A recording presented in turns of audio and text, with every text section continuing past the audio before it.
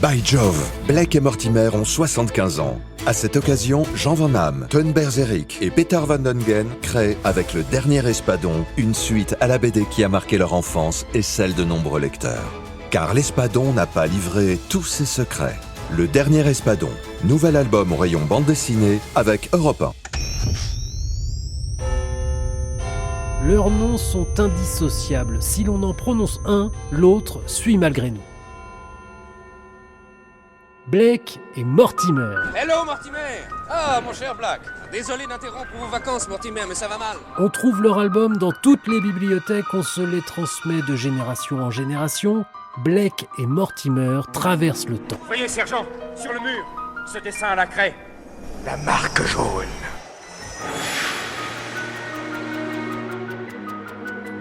Dans cette série des Passagers du temps, nous avons déjà évoqué le passé dans le premier épisode, puis le présent avec Jean Van Damme dans le deuxième épisode, et maintenant, c'est le futur pour ce troisième épisode avec Thierry Belfroy, co-commissaire d'une exposition consacrée justement à la technologie dans Blake et Mortimer. Ce qui est frappant quand on lit Blake et Mortimer, c'est le pouvoir de divination d'Edgar P. Jacobs. Il avait imaginé avant l'heure la plupart des technologies actuelles. By Jove! Jacobs avait une véritable prescience quant à ce que la science pouvait laisser présager. Il a inventé par exemple une montre connectée très longtemps avant celle que nous avons aujourd'hui, qui était d'ailleurs une montre par laquelle on pouvait se parler avec le visage de son interlocuteur sur l'écran. Évidemment, toutes ces inventions n'étaient pas mises au banc de la réalité. C'était des inventions qui ne fonctionnaient qu'en modèle réduit ou sur la feuille de papier. Jacobs n'a jamais prétendu être un véritable scientifique. Il n'a jamais non plus dit qu'il était devin. Mais il était très intéressé depuis les tout débuts de sa carrière d'auteur par la science, par les possibilités que la science offrait par rapport au progrès. On est juste après la Seconde Guerre mondiale lorsqu'il démarre. Et l'idée de progrès liée à la science, l'idée aussi de pacte faustien, il a été marqué par ce premier opéra Faust qu'il a vu pendant la Première Guerre mondiale à 14 ans. Ce pacte faustien, c'est celui que passent certains scientifiques avec le diable, à qui on vend son âme. Et bien ces deux idées-là, elles se télescopent continuellement dans l'œuvre. Donc c'est véritablement quelque chose qui l'obsède. C'est dû notamment à la période pendant laquelle il s'exprime. On est au lendemain de la Seconde Guerre mondiale lorsque Blake et Mortimer naissent dans le journal Tintin. On est juste après Hiroshima. Il y a une véritable obsession pour l'atome, pour le nucléaire, pour les dangers évidemment de ce pacte faustien que peuvent passer certains scientifiques, et puis pour la fascination qu'il a envers ceux qui, à certains moments, ont recours à la modernité, à toutes les dernières inventions pour mettre un terme à la guerre. Edgar P. Jacobs n'a pas de boule de cristal, il trouve sa documentation dans les revues scientifiques bien sûr, mais aussi dans les romans de ses maîtres. La formation de jeunesse, on va dire, d'Edgar Jacobs, elle est autour de ces auteurs de genre, on va les appeler comme ça, qui ne sont pas forcément tous de science-fiction, mais on peut évidemment citer Conan Doyle, qui est un des plus connus et auquel il fera référence de manière très explicite avec sa toute première bande dessinée Le Rayon U. Il y a H.G. Wells, dont il a réutilisé l'idée du voyage dans le temps, mais il a aussi rendu hommage dans les premières années du magazine Tintin en illustrant la guerre des mondes. Mais il y a autre chose chez lui, il y a aussi une véritable passion pour les revues scientifiques, pour le milieu scientifique. On a quand même, avec Blake et Mortimer, deux personnages adultes dans une bande dessinée qui, à l'époque, ne propose pas beaucoup de héros adultes, mais en plus, on a un scientifique qui est le principal des deux héros. On se rend compte au fur et à mesure des albums que Mortimer prend de plus en plus de place et que c'est lui qui vole souvent la vedette à Blake. Et ça, c'est extraordinairement singulier dans la bande dessinée pour la jeunesse, puisqu'on est quand même dans le journal Tintin, et dans lequel on n'imaginait pas qu'un héros, sans peur et sans reproche, aventurier, puisse être en même temps un scientifique, c'est-à-dire un inventeur, un chercheur, quelqu'un qui soit passionné par la physique, toutes les lois un peu compliquées à comprendre. Et ben c'est le cas. Et ça montre à quel point lui-même est intéressé par ça et lui-même se pose des questions après la guerre sur ce que c'est que le progrès et sur ce que les sciences vont permettre de développer plus tard. Mais il ne suffit pas d'avoir une idée extraordinaire pour une invention technologique, il faut aussi la rendre vraisemblable. Souvent, ce qui m'impressionne chez lui, c'est pas tellement la justesse par rapport aux inventions qui allaient survenir plus tard. C'est vraiment la manière dont le graphisme nous fait croire qu'elle est vraie. Avec beaucoup d'intelligence, beaucoup de minutie, parce qu'il y a énormément de travail préparatoire, il y a des croquis, il y a des modèles réduits. Il fait des modèles réduits de tous les engins qu'il imagine. On a retrouvé les modèles réduits du sous-marin S2, de l'aile rouge d'Olrik, du chronoscaphe, pratiquement tout ce qu'il invente, il le modélise. Il veut le voir sous les 3 dimensions, il veut jouer avec, il veut tourner autour pour savoir s'il peut le dessiner correctement.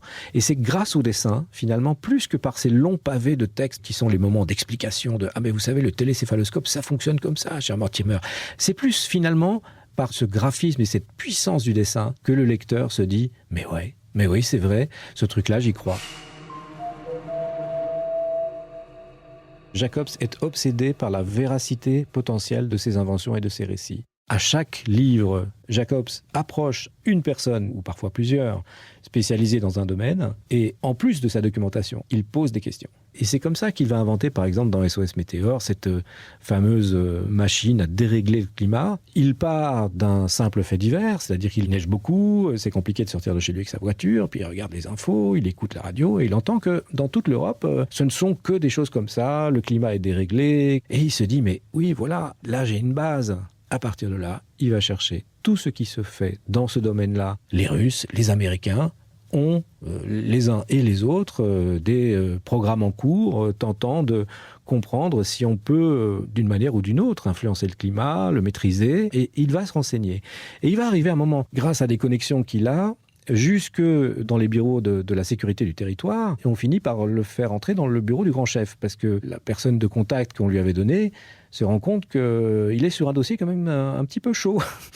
Et lorsqu'il est face à cet officier supérieur, on lui dit « Oui, nous avons des dossiers là-dessus ». Il avait senti tout ça, il avait extrapolé à partir de tout ce qu'il avait lu, et à un moment donné, il s'approche de la vérité. Et donc c'est vraiment cette obsession de la réalité qui va permettre d'accréditer la fiction.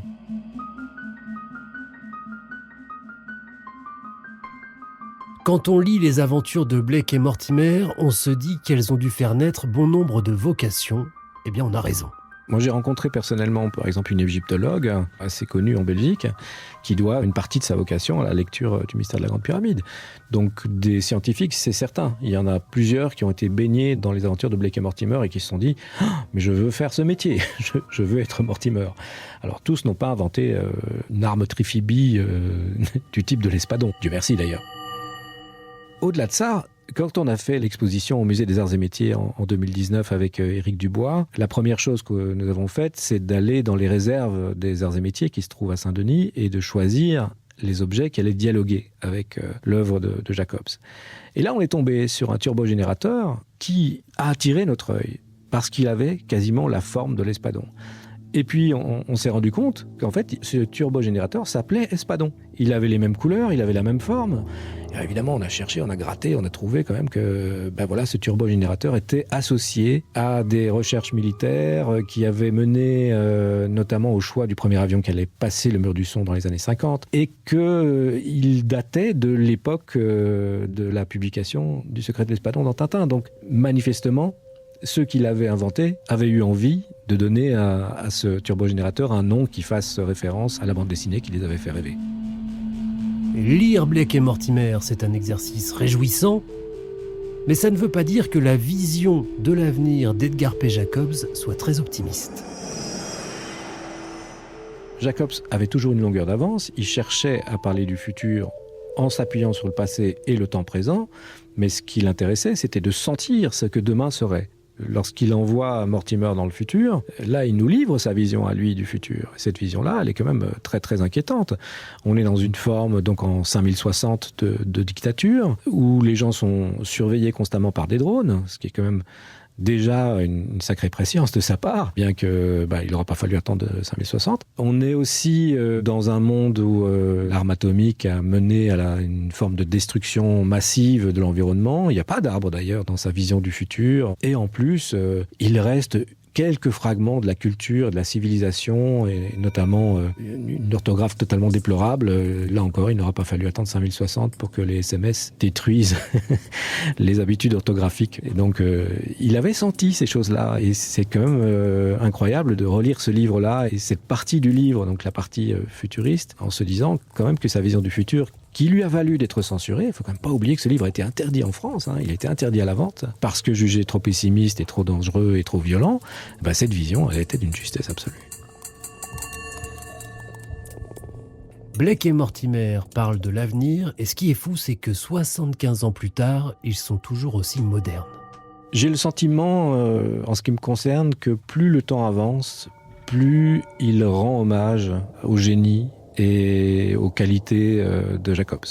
On se rend compte que plus les années passent, plus il est en train de devenir quelque part l'égal d'Hergé. Alors, sur un plan différent, évidemment, les différences sont très grandes entre les deux œuvres, même si elles semblent se ressembler. Elle est beaucoup moins fournie en nombre d'albums aussi que celle d'Hergé. Elle est poursuivie par de nouveaux auteurs, celle d'Hergé ne l'est pas.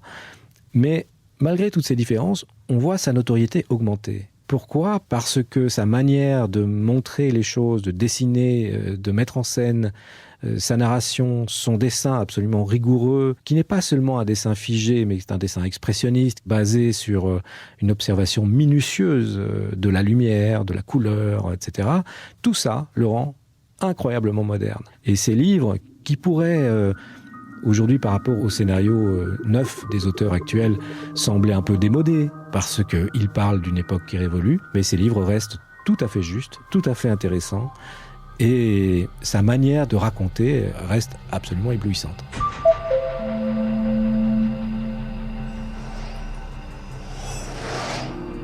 C'est la fin de cette série Blake et Mortimer, les passagers du temps, mais l'aventure continue avec le nouvel album, Le Dernier Espadon, chez Dargaud. Blake et Mortimer, Les Passagers du Temps, est un podcast en 3 épisodes, présenté par Nicolas Caro, en partenariat avec les éditions Dargaud.